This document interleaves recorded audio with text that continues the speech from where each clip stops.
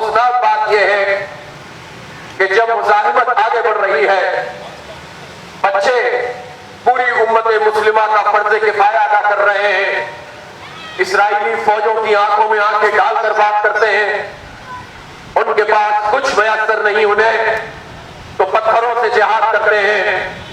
اور 57 اسلامی ملکوں کی فوجوں اور ان کے سربراہوں اور ان کے جرنیلوں کے اوپر ایک زبردست تماچا مارتے ہیں۔ لیکن سی این این اور بی بی سی پھر اس طرح کا ماحول پیش کرتے ہیں کہ جیسے بیت المقدس میں کوئی کلیشز ہو رہے ہیں، وہ وائلنس کا لفظ استعمال کرتے ہیں، وہ کلیشز کا لفظ استعمال کرتے ہیں، جبکہ اصل مسئلہ یہ ہے کہ وہاں اسرائیل دہشت گردی کر رہا ہے۔ بنیادی حق وہاں کے مسلمانوں کا یہ ہے کہ جو ان کی اپنی زمین ہے،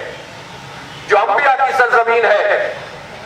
سینکڑوں ہزاروں سال سے عرب باشندے وہاں آباد ہیں، اور ان کو ایک سازش کے تحت بے دخل کر کیا گیا اور پوری دنیا کے صہیونیوں اور یہودیوں کو جمع کر کے ایک ناپاک ریاست وہاں پر قائم کی گئی، اور مسلسل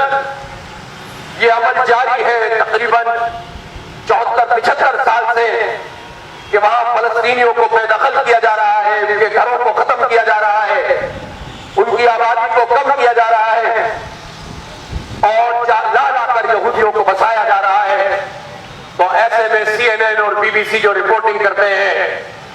وہ حقائق کے منافی ہوتی ہے۔ بمباری کی گئی غزہ کے اوپر کل دسیوں کی تعداد میں بچے